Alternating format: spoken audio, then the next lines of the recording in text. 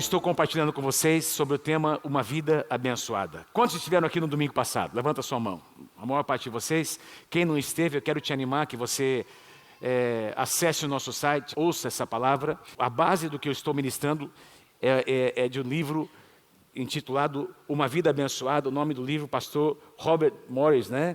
E nós tínhamos alguns exemplares aqui que foram todos eles vendidos a partir da semana passada. Já fizemos novos pedidos para que você possa adquirir, e esse livro vai abençoar a tua vida. Então a base do que eu vou ministrar está nesse livro, e eu queria continuar hoje no tema sobre uma vida, como nós podemos ter uma vida abençoada. O tema dessa noite é derrotando o espírito de Mamon. Derrotando o espírito de Mamon. Quero apenas fazer uma introdução aqui, lembrando o que nós conversamos com vocês na semana passada. Falamos sobre princípios, é sempre um grande desafio, e eu vou pedir a tua ajuda nessa noite, não é? Quem aí quer me abençoar? Quem me abençoe para... Amém? É sempre um desafio ministrar sobre esse tema de finanças, porque, querendo ou não, existe um estigma, não é? Tem muita gente que teve muitas experiências negativas na área financeira, e quem sabe em algumas igrejas, por causa da ênfase que era dada nessa questão. Mas fato é, meus queridos, que a palavra de Deus, ela fala muito sobre finanças.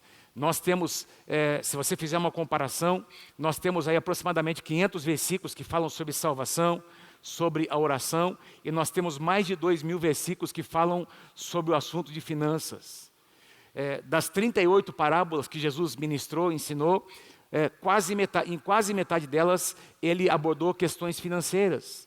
Então, se a palavra de Deus aborda tanto sobre esse assunto, você sabe que quase 1/3 do tempo do ministério de Jesus, ele dedicou a falar sobre questão de finanças. Ele usou exemplos, não é? Sobre a boa administração, etc. e tal. Então, se Jesus ministrou, e se nós encontramos tantas passagens bíblicas falando sobre isso, como nós vamos nos omitir de falar, de ensinar? Se você é membro dessa casa, se você é um membro comprometido, então eu estou aqui ministrando como seu pastor, representando a nossa equipe pastoral, e o meu desejo é que você receba essa palavra de todo o teu coração, porque eu tenho certeza que Deus quer abençoar muito a tua casa. Palavras como essa nos levam a tomar decisões, fazer escolhas. E eu quero apenas lembrar aqui sobre 4 verdades que vão nos acompanhar, não é? 4 verdades que vão nos acompanhar como fundamento em todas essas ministrações. A primeira verdade: Deus tem prazer em nos abençoar. Quem pode dizer amém? Quantos recebem essa palavra, não é? Diga assim comigo: meu Deus tem prazer em me abençoar. Então, é uma verdade que nós precisamos ter guardado no nosso coração. O nosso Deus não está contra nós. O nosso Deus quer nos abençoar. Mas o nosso Deus age sobre princípios, não é? E quando eu falo sobre prosperidade, eu vou comentar um pouco mais sobre isso hoje. Prosperidade não se refere apenas à área financeira. Prosperidade tem a ver com paz interior, tem a ver com uma família, uma casa em ordem, tem a ver com um trabalho digno, tem a ver com portas se abrindo diante de nós, uma casa ordenada. Tudo isso tem a ver com uma vida próspera. E é assim que Deus quer, é dessa maneira que Deus quer nos abençoar. Deus tem prazer em nos abençoar. A segunda declaração que eu fiz aqui a semana passada, nós conversamos sobre isso. Deus recompensa a boa mordomia. Nós encontramos na palavra de Deus muitos exemplos de bons administradores. Por exemplo, José. Deus levantou José, por exemplo, como um homem, não apenas um homem profético na sua geração, mas um excelente administrador, um bom mordomo. E Deus quer fazer de nós mordomos excelentes. Qual é a função de um mordomo? Um mordomo administra coisas que não lhe pertencem.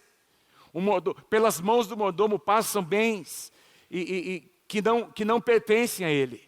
E eu quero dizer a você, lembrar você nessa manhã, tudo que eu e você temos não pertence a nós, pertence ao Senhor. Deus tem nos dado, inclusive os nossos filhos. Você que é casado, que tem filhos, os seus filhos, nossos filhos, a Bíblia diz que eles são herança do Senhor. Então Deus coloca nas nossas mãos, Deus nos dá a capacidade de administrar as coisas que estão nas nossas mãos, para que nós sejamos bons mordomos, bons administradores. E a Bíblia diz que existe recompensa para os bons mordomos Em terceiro lugar, Deus usa as finanças para testar o nosso coração.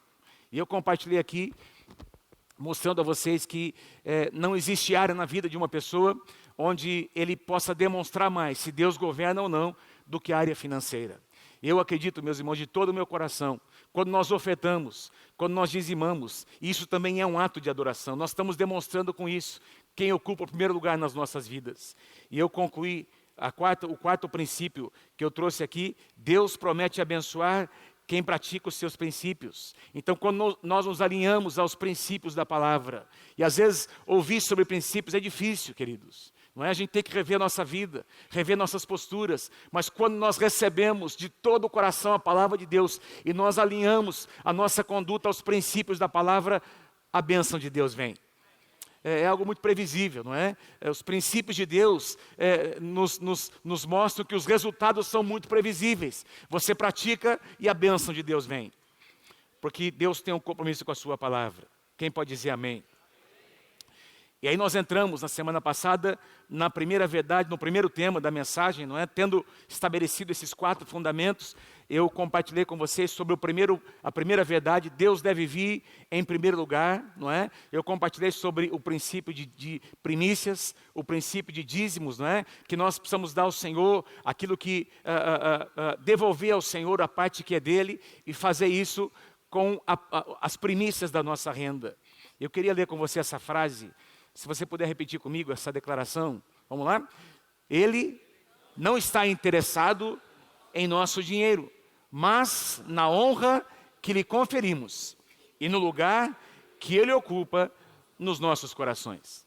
Então nós tivemos aqui na semana passada um tempo de altar, um tempo de consagrar, de refazer as nossas alianças, não é? Com o Senhor. Muita gente veio aqui à frente e eu estava à tarde descansando, né? Recebi uma mensagem de um irmão da igreja, um irmão que esteve na parte da manhã, um irmão que está aqui conosco há alguns anos.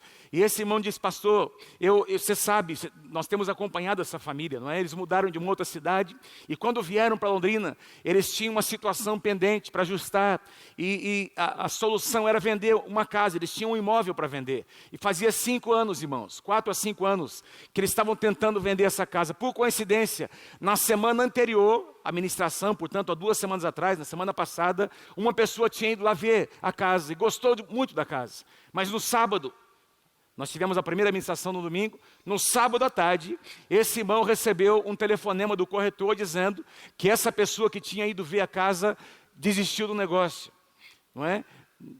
Decidiu não comprar mais a casa, e aquilo trouxe tristeza no coração desse casal. Eles vieram no culto de manhã e a palavra tocou muito o coração deles, vieram aqui à frente, consagraram sua vida ao Senhor, refizeram a sua aliança, não é? Fizeram alguns votos diante do Senhor, resolveram algumas situações pendentes e à tarde receberam um telefonema. O corretor ligou dizendo que a pessoa que tinha dito que não compraria a casa, ligou para dizer que Deus havia tocado o coração dela e que ele iria comprar aquela casa daquele irmão.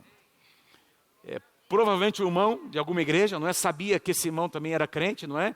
E eles, de fato, o que eu ouvi nessa semana, que eles estavam então acertando a papelada para resolver, para finalizar essa venda, não é?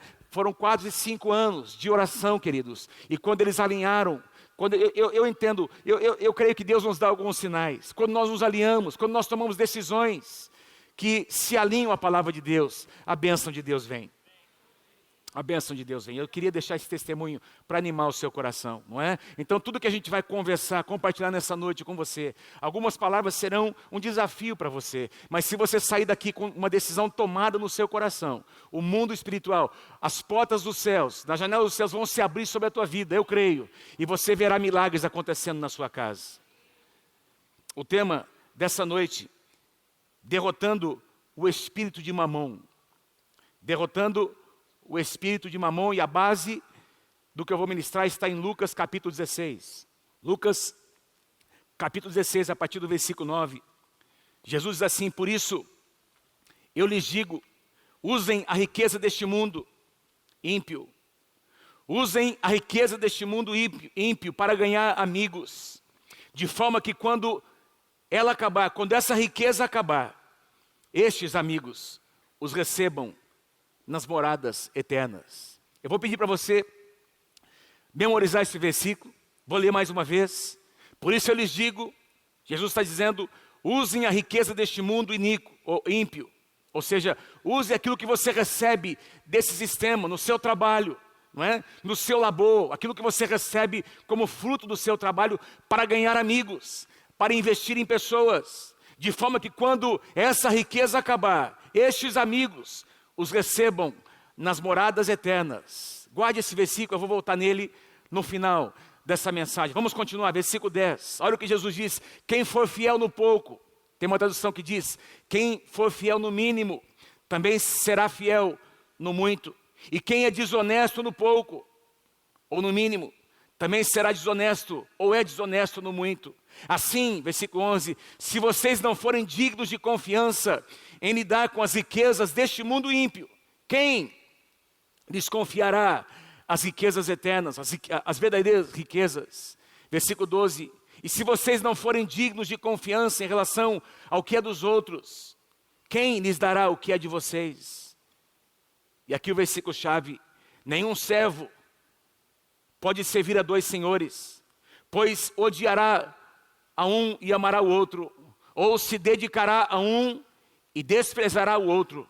Vocês não podem servir a Deus e ao dinheiro. Tem uma tradução que diz, vocês não podem servir a Deus e às riquezas. Quero chamar a tua atenção nesse último versículo, versículo 13, que as palavras Deus e dinheiro estão em letra maiúscula. Na sua Bíblia, você vai observar que elas estão em letra maiúscula porque elas se referem a um nome próprio. A palavra dinheiro aqui, melhor dizendo, a palavra Deus, no grego é a palavra Theos, que significa a divindade suprema, não é? Refere-se à Trindade, Deus Pai, Deus Filho, Deus Espírito Santo, o único Deus verdadeiro. E a palavra dinheiro aqui, que em algumas traduções aparecem como riquezas, no original, se você procurar ali, se você tiver um strong, né? Se você clicar ali, quem tiver uma Bíblia online, você verificar a raiz dessa palavra grega, é a palavra mamon, que significa, que se refere a um Deus, com letra minúscula, a uma entidade, um ídolo, que está relacionado às riquezas, relacionado às posses, não é? Ao dinheiro. Então, eu vou falar sobre isso. Não significa que o dinheiro em si seja algo ruim, mas significa que existe uma entidade, existe um ídolo relacionado que afeta, que atua nessa área. Queridos, a palavra mamon, ou esse Deus mamon, era um Deus adorado na Babilônia. E vocês sabem que a Babilônia, a cidade da Babilônia surgiu lá em Babel. Essa cidade chamada Babilônia nasceu quando algumas pessoas se juntaram para edificar uma torre. Vocês conhecem, Gênesis capítulo 11, a torre de Babel. Algumas pessoas em comum acordo, elas decidem edificar uma torre. Elas dizem, olha, vamos tornar o nosso nome conhecido, vamos tornar o nosso nome famoso, vamos tocar os céus, nós seremos poderosos, nós teremos uma grande projeção, nós nos tornaremos conhecidos em toda a face da terra. A Bíblia diz que Deus, reconhecendo o poder daquela ação, que aquele povo se reuniu em unidade, em comum acordo, com uma só visão, para fazer alguma coisa muito ruim, Deus teve que intervir, e a Bíblia diz que Deus trouxe confusão no meio deles, confundiu as línguas, e a palavra Babilônia, ou Babel, significa confusão. Diga comigo, confusão. É desse lugar que vem esse ídolo chamado Mamon. Portanto, Mamon é um ídolo que era adorado no lugar em que a base, não é, era o orgulho, era a arrogância, a idolatria, a exaltação do eu. É assim que nasce esse Deus chamado Mamon. Mamon é um Deus que manipula. Mamon é um Deus que governa o sistema financeiro do mundo. É um Deus que governa as ações das pessoas, que levam as pessoas a se aprisionar, a avareza, a cobiça relacionada à área financeira. Vocês estão comigo, amados? Portanto, existe algo aqui místico, existe algo por trás. Não é apenas o dinheiro, não é apenas a riqueza. Aqui Jesus se refere a dois senhores. Jesus se refere a dois reinos que estão em batalha espiritual um contra o outro. Jesus está falando sobre batalha espiritual, meus queridos. E a Bíblia diz em Colossenses capítulo 3, que quando eu e você nos convertemos, Deus nos tirou do império das trevas e nos transportou para o reino do Filho do seu amor. Então nós fomos tirados de um reino. Por isso igreja significa os chamados para fora de um sistema.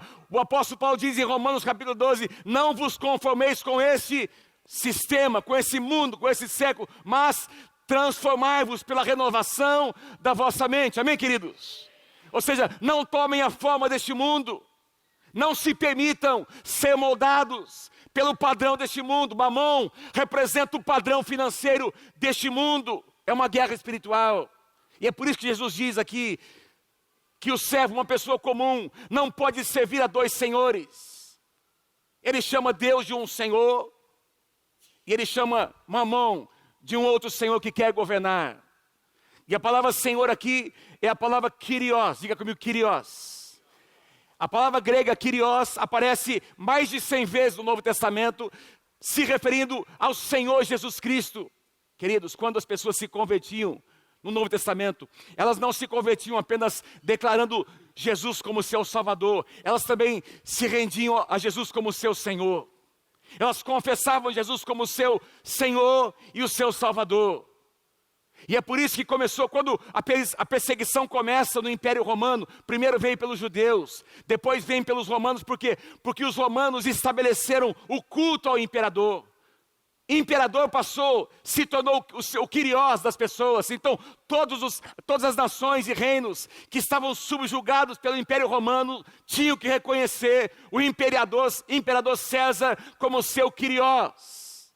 Mas para os cristãos só havia um Kyrios, o Senhor Jesus Cristo. E é por isso que muitos cristãos, milhares deles, foram mortos, comidos por leões, porque eles não aceitaram reconhecer um outro Senhor a não ser o Senhor Jesus Cristo.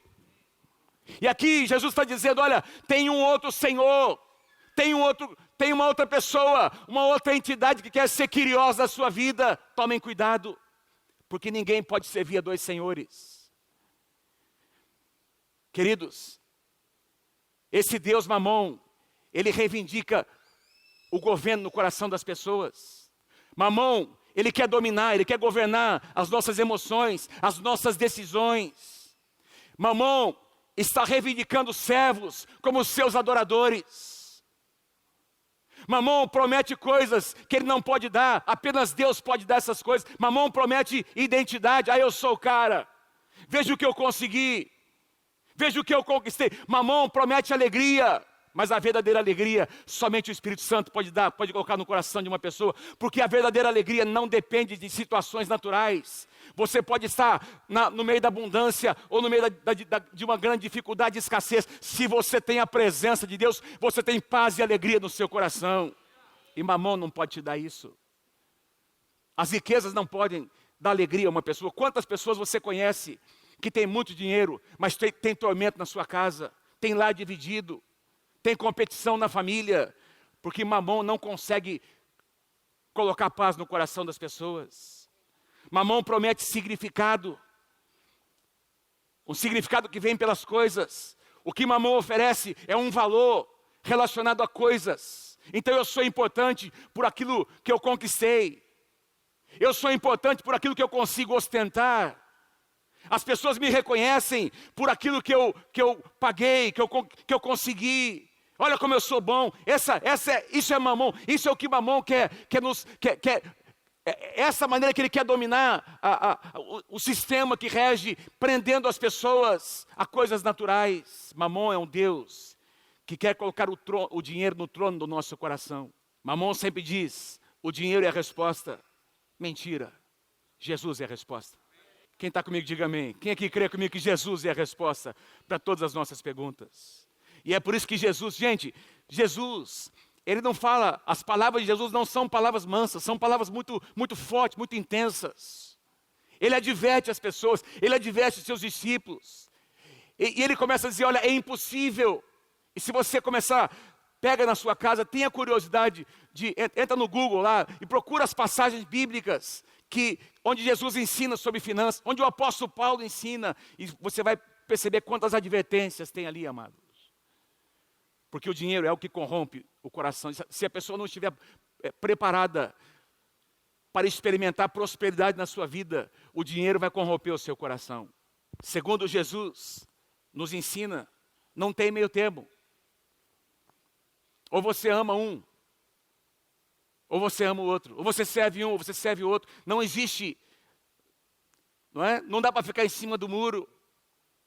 E Jesus disse, olha, ou você vai amar um e odiar o outro, ou você será leal a um e desprezará o outro.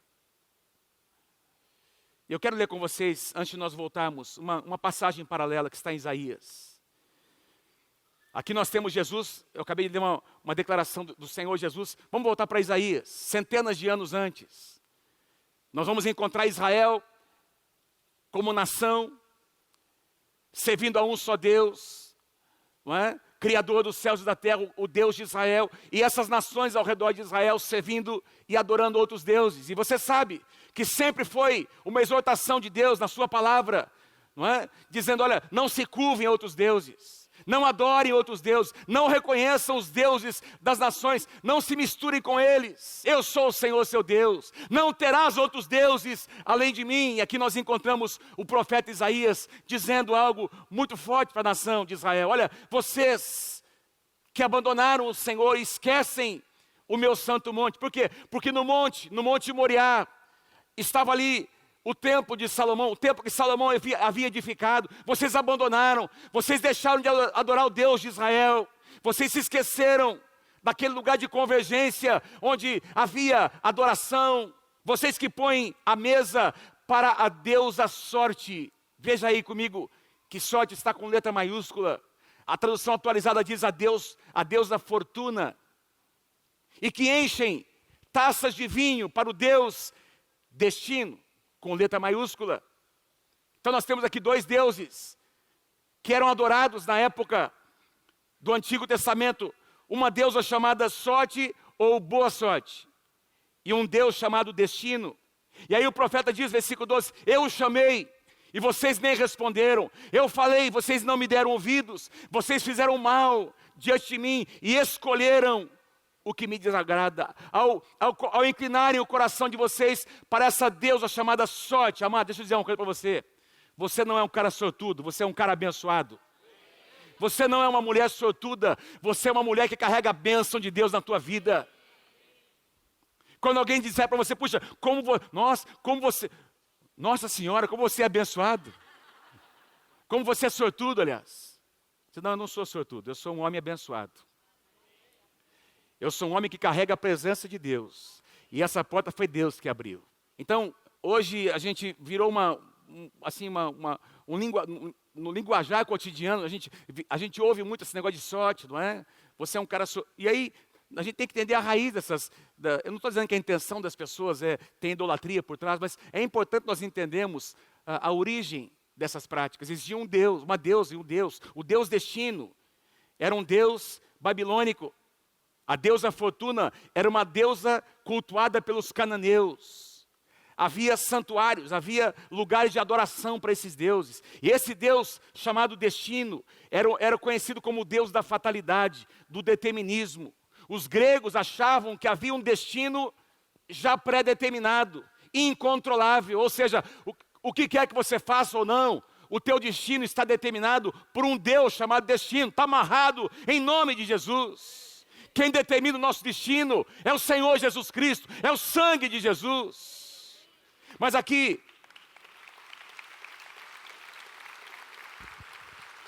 diz que as pessoas, ao se curvarem para esses deuses relacionados à área financeira, esses deuses determinavam. Gente, nós tivemos mais de uma vez na Índia. Nós fomos ver a pastora Mônica. Enviamos também aqui um grupo nosso, aqui do Intens, né, para uma viagem missionária. Diversos grupos foram ali para a Índia. Nós temos ali uma base, o pastor Naya, não é, que nós temos ajudado, temos investido naquele ministério. E você encontra essa realidade na Índia. Você encontra famílias que geração após geração, pensa, durante centenas de anos, todo mundo viveu na miséria.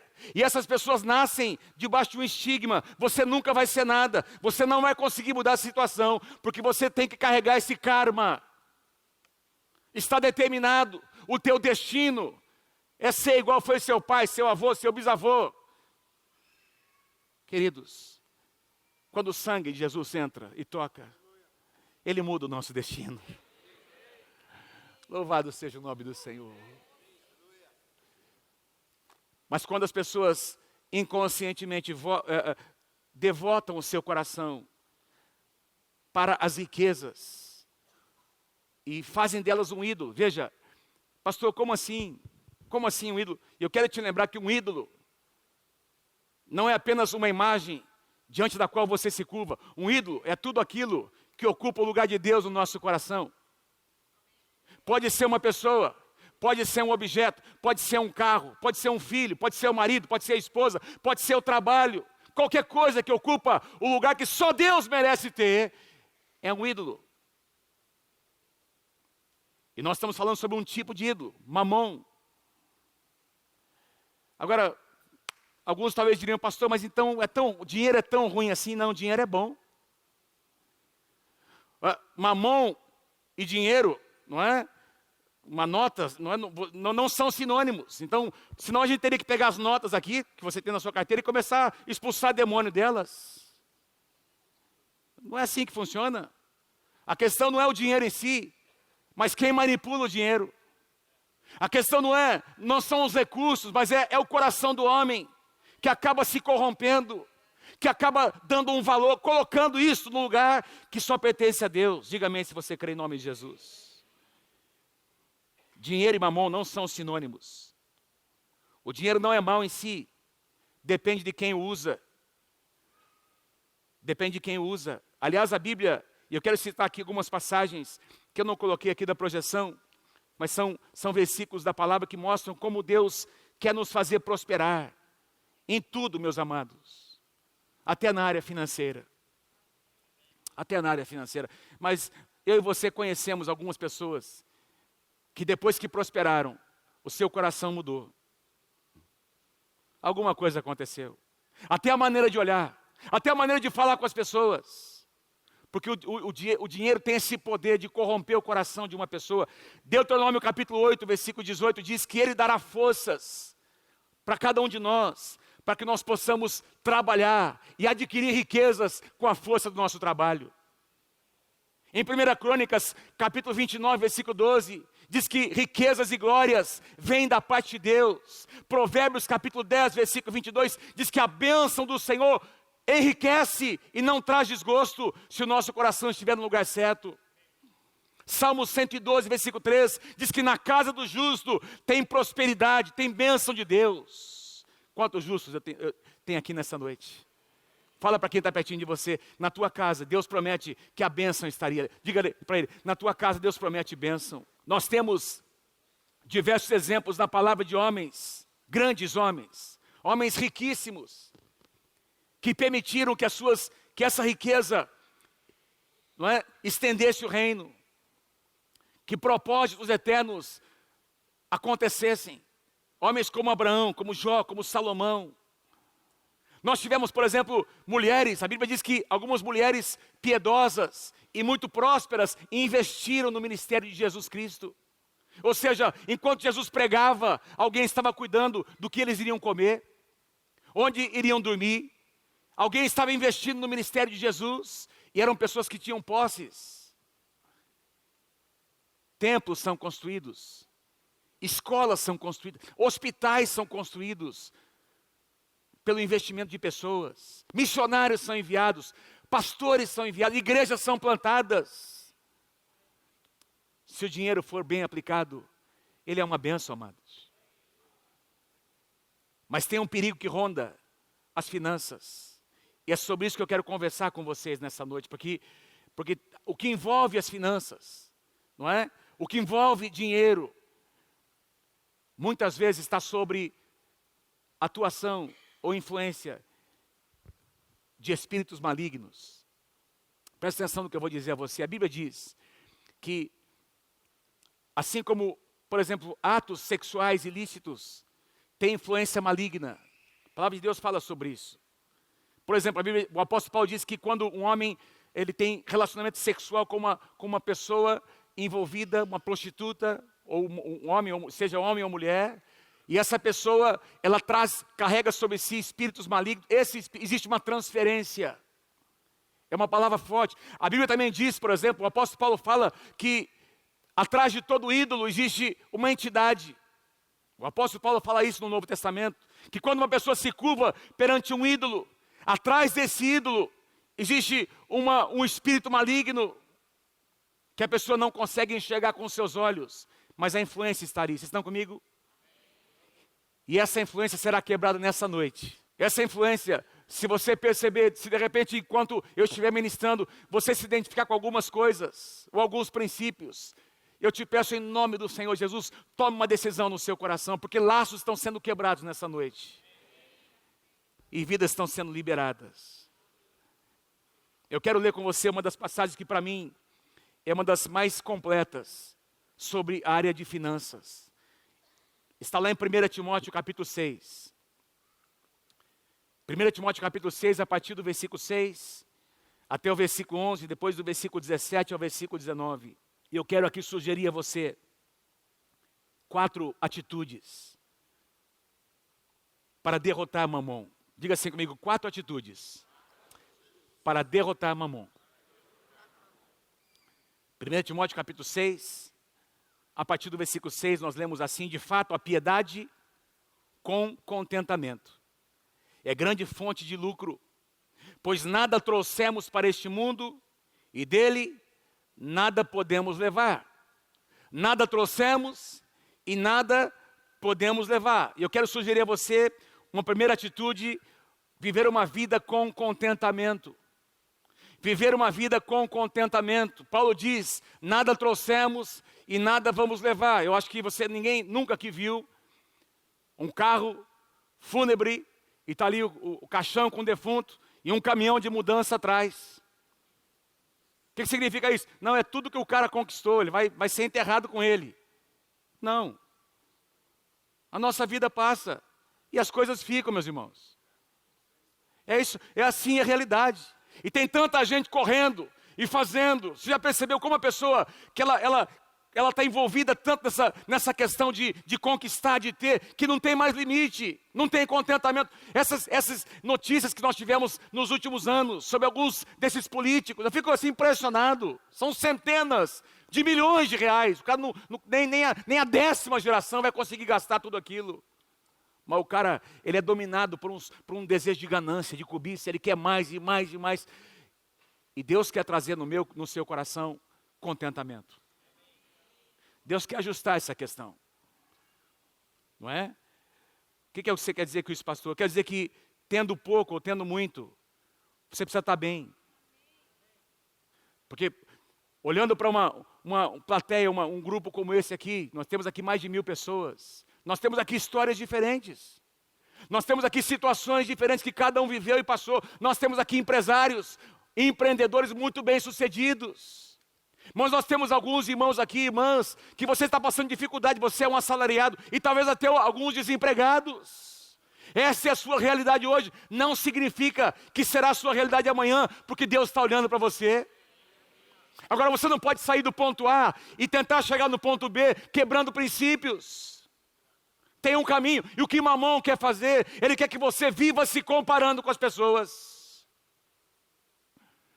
E aí você nunca vai ser feliz, porque sempre vai ter alguém melhor que você, que conquistou um pouco mais, tendo pouco ou tendo muito.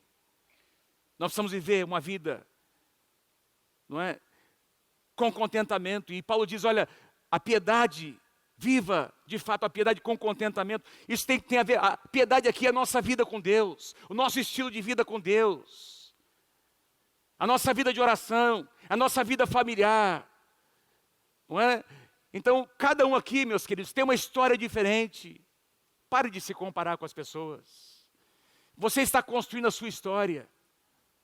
E se você hoje vive uma situação difícil, espera um pouquinho, decida praticar o que Deus está dizendo, e daqui a pouquinho Deus vai abrir uma porta, daqui a pouquinho essa situação vai mudar, mas tem algumas decisões que precisam ser tomadas. Isso nos leva, eu quero ler com vocês Filipenses capítulo 4, olha o que Paulo diz aos Filipenses, porque Paulo vivia um momento difícil na sua vida, e agora essa igreja em Filipos havia enviado uma oferta para o apóstolo Paulo.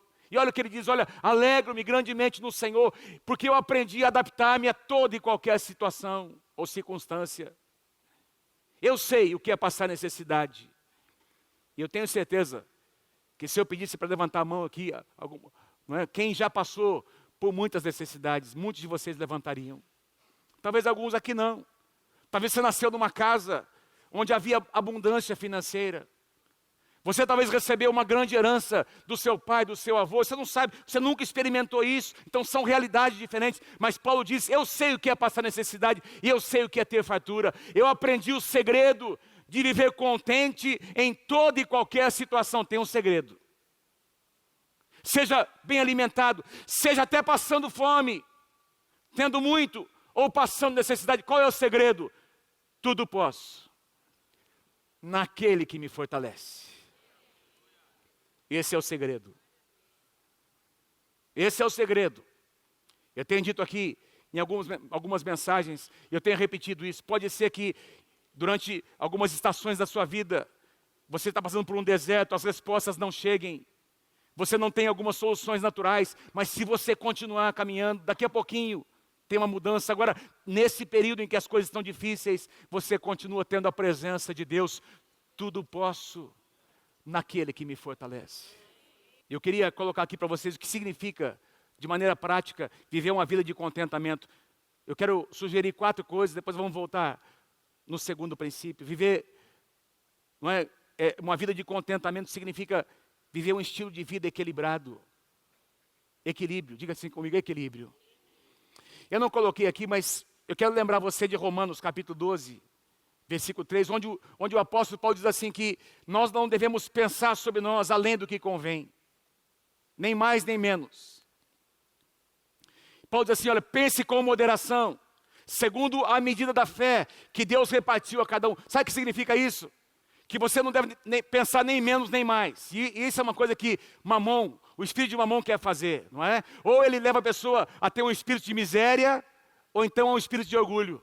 Espírito de miséria é aquele sentimento de que eu não mereço a bênção de Deus. Lembra? Eles saíram do Egito e tinham uma terra prometida para ser conquistada, mas o Egito não saiu de dentro deles. Eles saíram do Egito, mas havia dentro deles um espírito de miséria. Eles nasceram debaixo do cativeiro e não conseguiram mudar sua mentalidade. Deus teve que levantar uma nova geração. Mentalidade de miséria. Aí Deus abençoa, a pessoa se sente culpada. Deus abençoa a pessoa, ela se sente devedora, tem que ficar dando explicação para as pessoas. Ela consegue comprar uma calça, um carro, uma porta que Deus abre, e ela se vê na necessidade de explicar para as pessoas. O que é que vão pensar de mim? Espírito de miséria. Qual que é o outro extremo? Eu posso, eu consigo, eu faço, eu tenho. Orgulho. São os dois extremos. Deus quer que você viva uma vida equilibrada. Contentamento é equilíbrio. Eu sei quem eu sou em Deus. Tudo posso naquele que me fortalece. Contentamento significa adequar-se ao seu orçamento. Você recebe X. Você tem que gastar Y. Y tem que ser X menos alguma coisa. A conta é simples. É uma questão de matemática, irmãos. Obrigado pelo amém, pastor Luiz. O que você quer dizer com isso, pastor? Eu quero dizer que talvez algumas vezes você vai encontrar alguns irmãos amados e queridos indo comer num restaurante delicioso toda semana, mas talvez você não tenha condições, por enquanto, de fazer isso. Daqui a pouco você vai poder fazer. O seu filho quer aquele último celular que todos os amigos dele têm, mas você não tem condição de comprar. Não compre, não compre, porque tem pai. Gente, eu vejo muitas vezes pais chegando para aconselhar, às vezes o marido vem e a esposa vem furiosa. Por quê? Porque passou 2, 3 anos o marido tentando dar uma vida, tentando alimentar a casa com abundância, coisa que não podia dar, nem a esposa sabia. E a conta quebrada, cheque especial, cartão de crédito, rotativo, passa o cartão e o negócio vai. E quando vem para aconselhar, já está tudo arrebentado. Quantos entendem o que eu estou dizendo? Aliás, quantos entendem o que Deus está falando? Uma vida com contentamento é você adequar a sua realidade ao teu orçamento. Daqui a pouquinho Deus vai te abençoar, você vai poder gastar um pouquinho mais. Decidir não tomar atalhos. O que é um atalho, amado? Um atalho nada mais é do que um caminho mais rápido para se chegar ao ponto B. Quem aqui já tentou pegar um atalho e não deu certo? Você teve que voltar. O caminho estava arrebentado, dava num precipício. Fala para quem está pertinho de você assim, meu irmão, não pega atalho. Diga assim para ele, anda nos caminhos do Senhor que já são abençoados. Quem recebe, diga amém. Contentamento significa envolver a sua família no processo. Envolver a sua família no processo. Nós temos aconselhado alguns irmãos a fazer uma reunião de família. Não proteja seus filhos demasiadamente. Então, existe uma geração, não é, por exemplo, a pessoa às vezes passou tantas necessidades quando ele era criança, na sua juventude, que agora ele quer dar tudo para os seus filhos. E aí ele protege tanto que os seus filhos agora não estão preparados para enfrentar o mundo. Os seus filhos crescem numa redoma. Tudo o que eles querem, eles têm. Do bom e do melhor. Até o que não se pode dar, os pais dão. E aí criam algumas aberrações. Alguns bebezões. Que não vão conseguir administrar sua casa, sua família. Que ficam dependendo do papai e da mamãe. Por isso que a palavra do Senhor diz em Gênesis, e o apóstolo Paulo fala sobre uma nova família. Deixará o homem, seu pai e sua mãe, e se unirá à sua esposa, e se tornarão os dois uma só carne, uma nova família. Deixará e se tornarão. Quem está comigo aí, diga amém. Tem alguns marmanjos aí que nunca deixaram papai e mamãe. O cara casa e quem banca o orçamento é o papai, todo mês. Porque o cara não aprendeu a dar duro na vida. E nós precisamos corrigir isso, queridos. Agora, quando um pai pode abençoar, gente, o meu sogro e a minha sogra, e os meus pais também, nos abençoaram muitas vezes, e nós temos feito isso com os nossos filhos. O que vem como bênção, nós precisamos aceitar, mas isso eu estou falando sobre dependência, sobre aprender a viver dentro de um orçamento, colocar nossa vida num trilho, estabelecer uma plataforma, uma base sobre a qual a bênção de Deus possa vir. Presta atenção, ordenar a nossa casa é algo muito difícil, tem um preço a ser pago, mas a bênção de Deus vem. A bênção de Deus vem. Então você resolve algumas coisas, reúne a família, e se for necessário, você chama o teu filho adolescente, jovem, para dizer, ó, você vai trabalhar, você vai trabalhar, você vai trabalhar, vamos trazer aqui, vamos dividir aqui as nossas contas. Amém, gente? E vamos resolver vamos colocar em ordem a nossa casa. E quando você resolve essas coisas, você estabelece uma base, um fundamento para que a bênção de Deus venha. Porque Jesus está dizendo, como é que eu vou confiar mais? Se vocês não são fiéis, nem naquilo que já está nas mãos de vocês. Louvado seja o nome do Senhor. Vamos avançar aqui no segundo princípio que eu quero trazer a vocês. 1 Timóteo capítulo 6. Compreender o conceito bíblico de prosperidade. 1 Timóteo capítulo 6, versículo 8. Por isso, tendo o que comer e com que vestir-nos, estejamos com isso satisfeitos. Presta atenção, eu creio que Deus quer te abençoar muito. Eu vou dizer de novo, eu creio que Deus quer abençoar muito a tua casa, a tua vida, as tuas finanças. A palavra está repleta de exemplos bíblicos de homens e mulheres que foram muito abençoados por Deus. Mas é muito importante nós entendermos o conceito bíblico de prosperidade. Deus não é obrigado a saciar ou a responder aos meus caprichos. Amém, gente? O que a palavra de Deus diz é que Ele tem um compromisso em suprir as minhas necessidades básicas. Tendo com o que comer e com o que vestir-nos, estejamos com isso satisfeitos. Então, para Deus e biblicamente o conceito de prosperidade é você ter resolvido as suas questões básicas. O que vier depois disso é bênção de Deus. É bênção de Deus. E aqui, o apóstolo Paulo não se refere a lugares miseráveis. Talvez você podia dizer, não, pastor, isso aqui é uma coisa para se aplicar a um país bem miserável lá da África, o Haiti, etc. Não, espera um pouquinho, isso aqui é um princípio da palavra de Deus que se aplica em qualquer lugar, em qualquer tempo. Do ponto de vista de Deus, Ele tem um compromisso comigo e com você, de não nos deixar faltar nada, basicamente. Agora, se eu fizer uma pergunta aqui, eu sei que muitos de vocês têm passado muitas necessidades, mas eu tenho certeza absoluta que nada faltou para você. Se você olhar para trás, Fome você não passou. A provisão de Deus chegou na tua casa. Na última hora Deus supriu, sim ou não? Agora, a partir daí, Deus começa a abençoar quando nós ordenamos a casa e edificamos nossa casa sobre alguns princípios do ponto de vista de Deus. Queria pedir para você ler comigo essa frase. Você consegue enxergar lá? Vamos ler comigo? 1, 2, 3, vamos lá? Do ponto de vista de Deus, prosperidade é você ter todas as suas necessidades básicas supridas. O que vier além disso é bênção de Deus e deve ser recebido com gratidão e atitude de generosidade. E eu vou além. O que vem além disso também vem por causa de uma boa administração. Tem gente que ganha muito e não tem nada, porque não administra bem.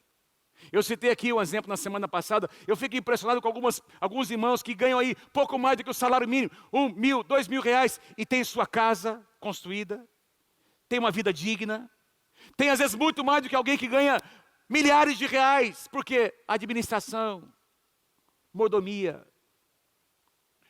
Vamos voltar lá para Timóteo, 1 Timóteo capítulo 6, versículo 9. Os que querem ficar ricos caem em tentação. Olha o que o apóstolo Paulo diz.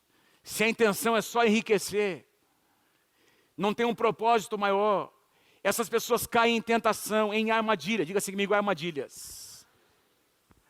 Caem em armadilhas e em muitos desejos descontrolados, em desejos nocivos, olha como é forte, que levam os homens a mergulharem na ruína e na destruição.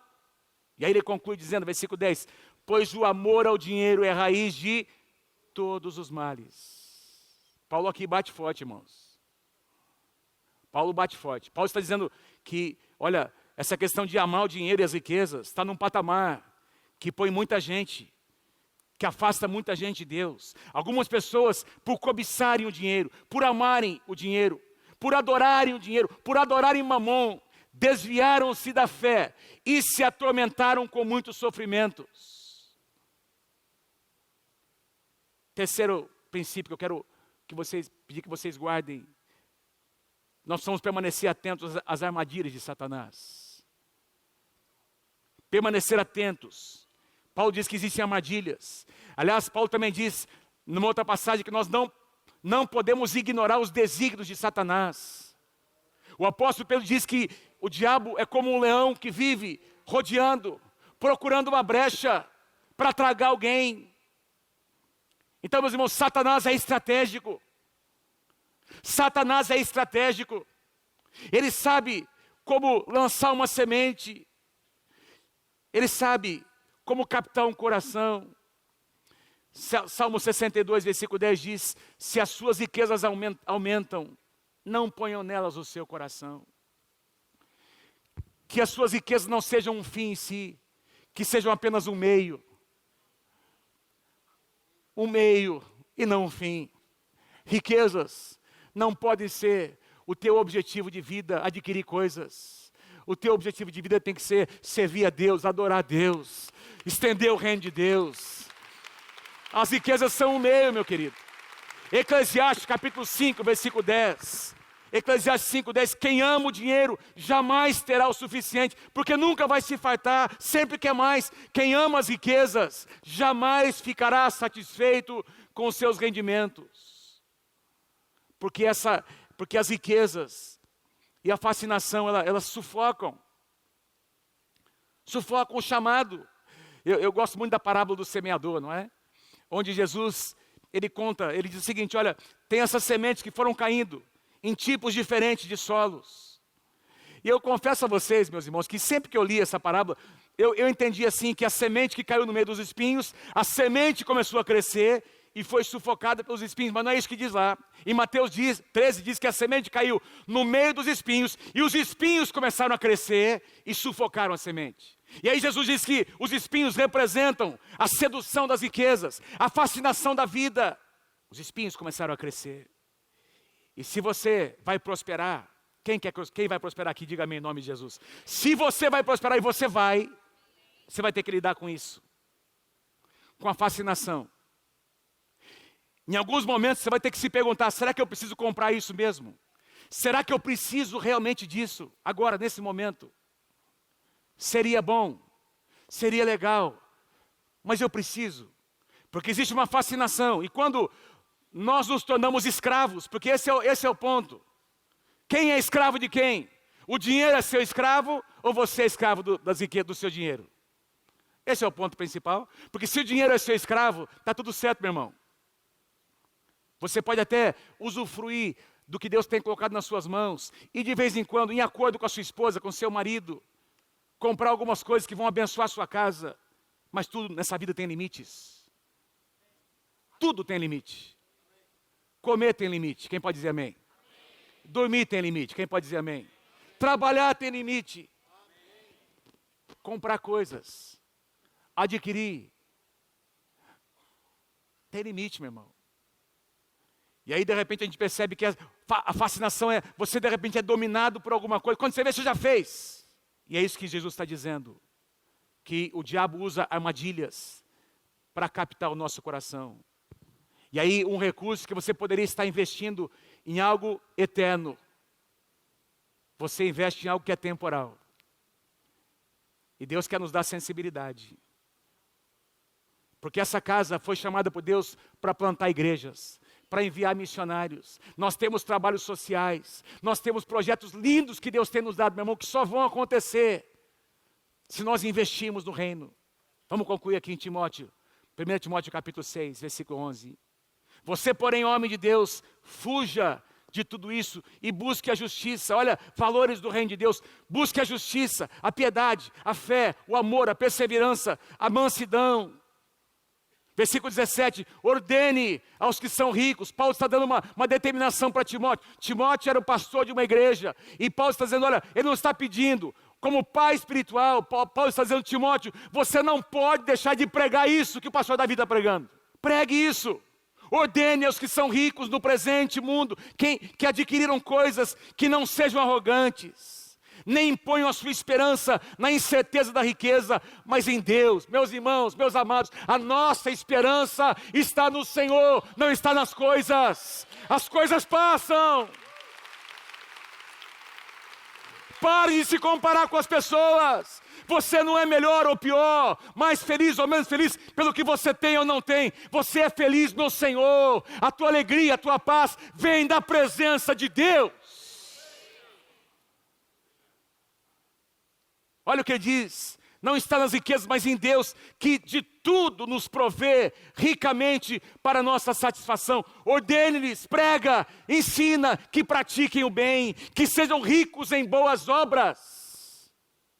Generosos, prontos a repartir. Quando foi a última vez que você semeou na vida de alguém? Que você vê alguém necessitado aqui na igreja, nessa casa?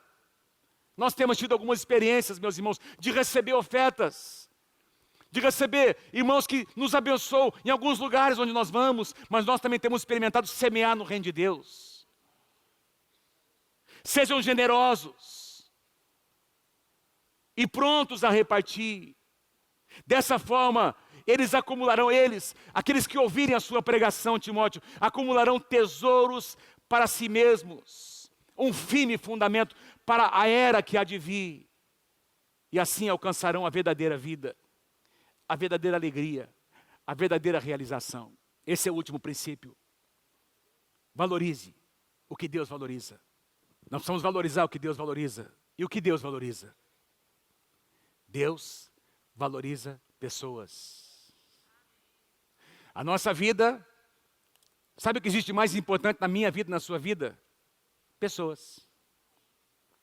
Porque você pode adquirir muitas coisas. E eu queria perguntar a você se é verdade ou não o que eu vou dizer a você. É verdade ou não que riquezas têm dividido famílias?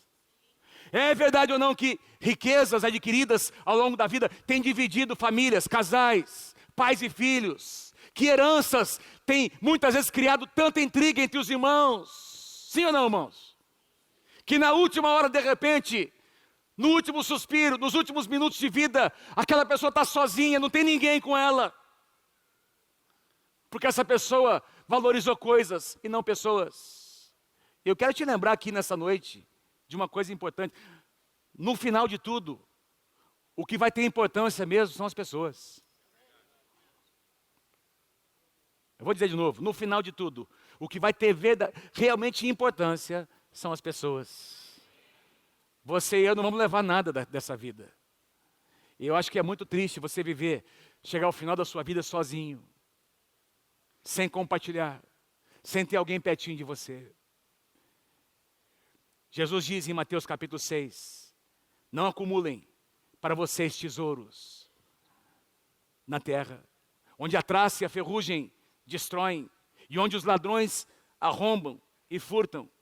Mas acumulem para vocês tesouros onde, queridos? Nos céus, onde traça e ferrugem não destrói, ou seja, onde não existe corrupção, e onde ladrões não arrombam, nem furtam. Pois onde estiver o seu tesouro, aí também estará o seu coração. E aí eu quero voltar no primeiro versículo que eu comentei com vocês aqui, o primeiro versículo que eu li nessa noite, antes da mensagem, no comecinho da mensagem, Lucas capítulo 16, versículo 9. Que eu pedi para vocês lembrarem desse versículo. Olha o que Jesus disse: por isso eu lhes digo, usem a riqueza deste mundo ímpio para ganhar amigos. Diga assim comigo, ganhar amigos. Diga assim, pessoas. Jesus está dizendo, use essa riqueza, os bens que vocês têm, para investir em pessoas. De forma que quando a sua vida acabar, ou quando as riquezas ou a sua vida acabar, essas pessoas os recebam nas moradas eternas. Eu nunca tinha percebido isso que eu estou lendo aqui com vocês. Mas o que a sua Bíblia dizem aqui, um dia, quando você estiver diante do Senhor, as pessoas em quem você investiu estarão lá para te receber. Eu não sei como isso vai acontecer.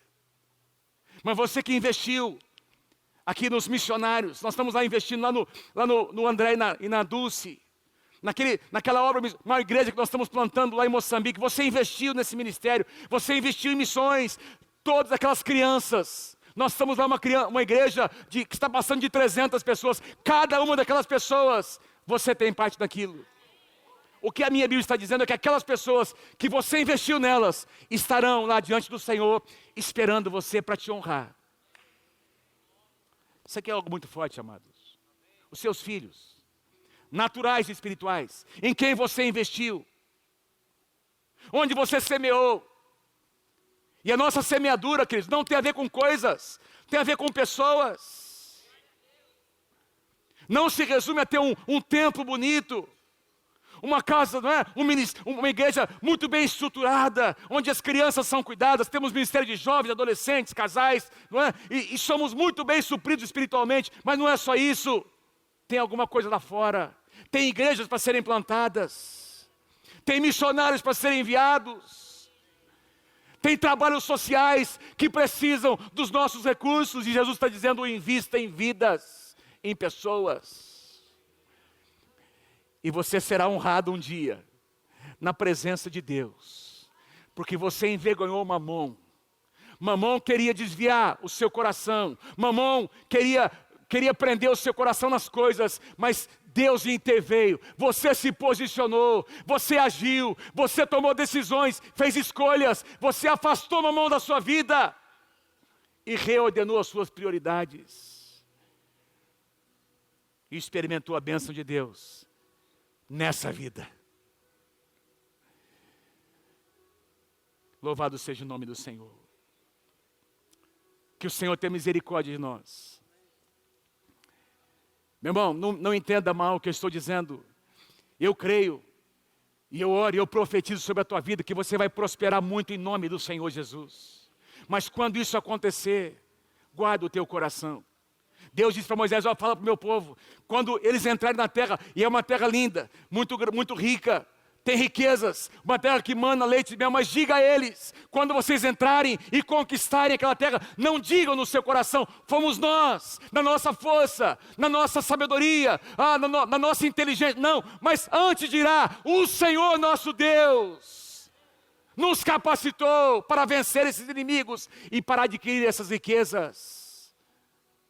Foi Deus, tudo vem de Deus e volta para Ele. Se vier de Deus e ficar em nós, tem alguma coisa errada, tem que voltar para Ele. Quem pode dizer amém? Quem pode dar um aplauso ao Senhor Jesus nessa noite? Se você recebe essa palavra, aplauda ao Senhor, diga: eu recebo, em nome de Jesus. Fique em pé comigo nessa noite, amados. Aleluia, Senhor. Eu vou pedir para que as famílias se reúnam. Se a sua esposa está aqui com você, abrace ela, por favor. Se os seus filhos estão aqui, e for possível eles se aproximarem.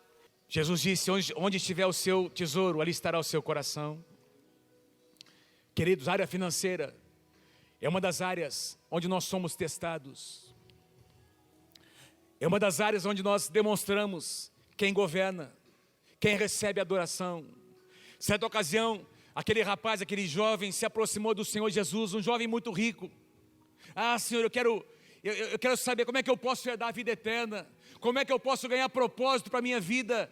E Jesus, conhecendo o seu coração, conhecendo que Mamon governava a sua vida, o que é que Jesus disse? Olha, pega as suas riquezas, venda, invista em pessoas, invista em vidas.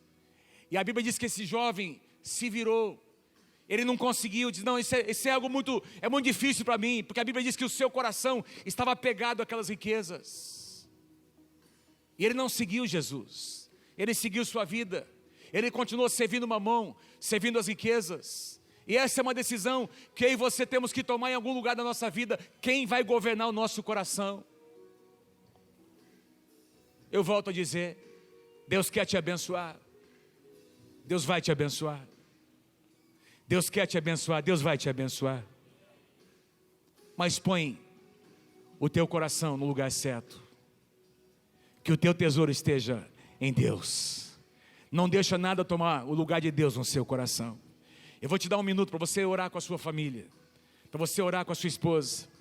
Eu quero pedir para você fazer uma oração. Senhor, nós consagramos nossas finanças, nós consagramos o nosso rendimento. Eu vou deixar você orar, vou te dar liberdade para você orar com a sua família, e depois eu vou orar com você.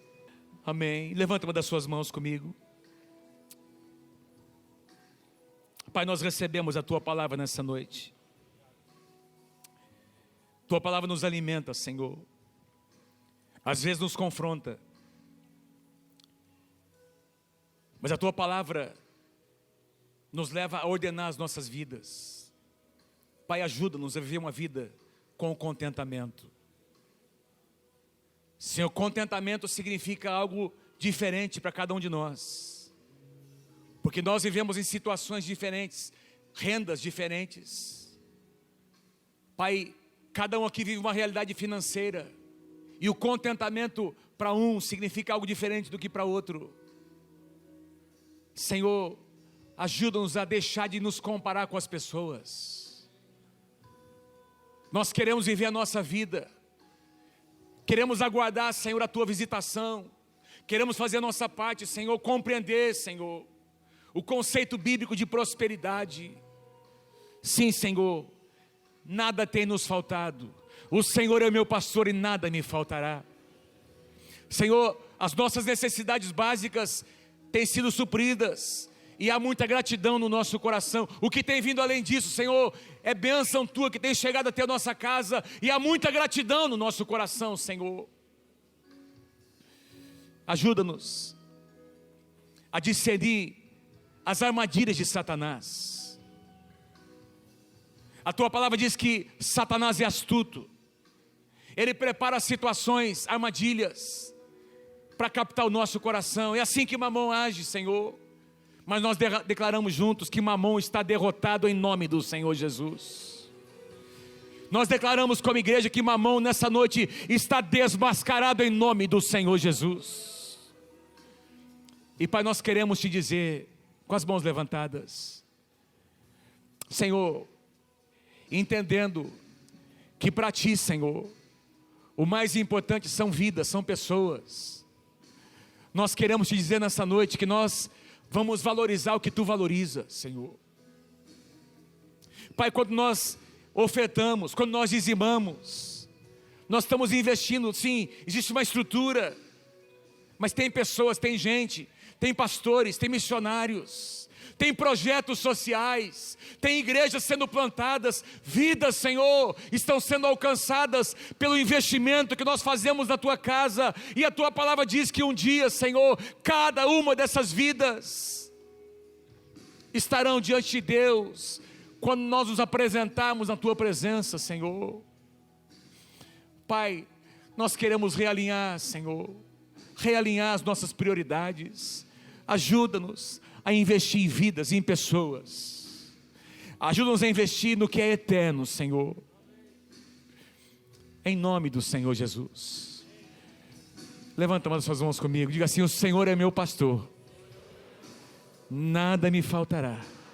Mais uma vez: o Senhor é o meu pastor e nada me faltará.